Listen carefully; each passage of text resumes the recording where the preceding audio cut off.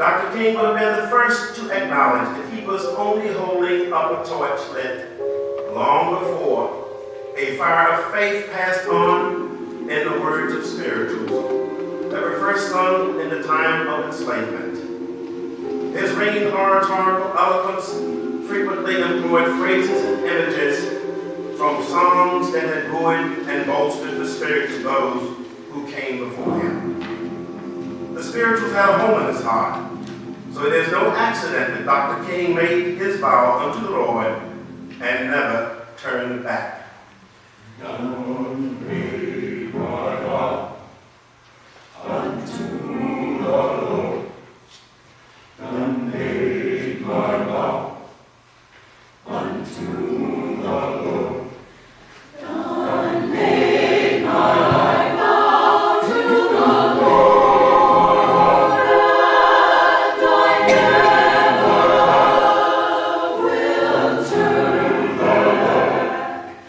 I will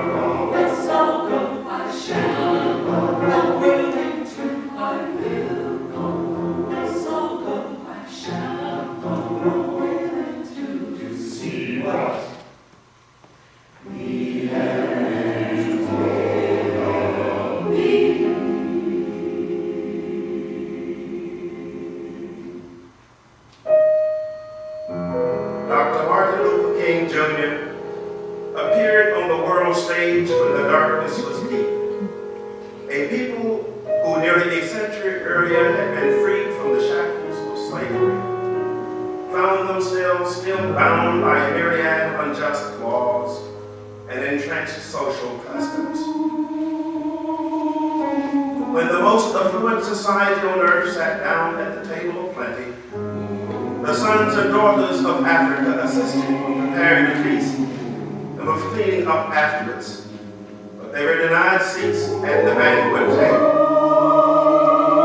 The darkness of despair rolled in like a thick fog, obscuring the path to freedom, justice, and equality of opportunity. In this climate of near hopelessness, when the incendiary mixture of fear and frustration needed only the slightest spark to ignite it into violence, a new light appeared. A young Baptist minister who had studied the nonviolent philosophy of Mohammed Gandhi and taken it to heart, and so, in the nonviolent resistance, the tool needed to move a nation out of the perplexing maze of racial injustice into the simple pathway of peace.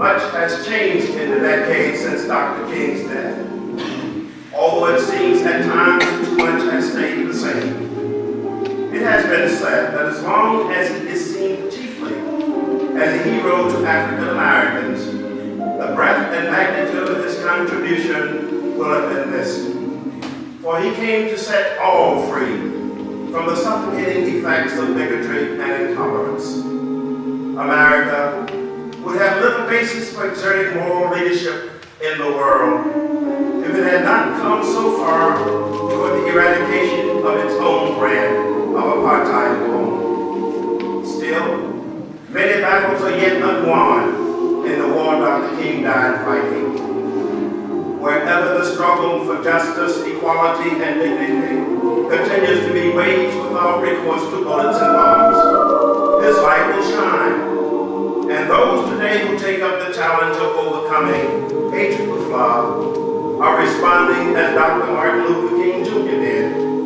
to the clarion call of the old spiritual that said, "Hold out your light, your heaven-bound soldiers. Hold out your light and let your light shine around the world." Hold out your light, yes, you heaven-bound soldiers.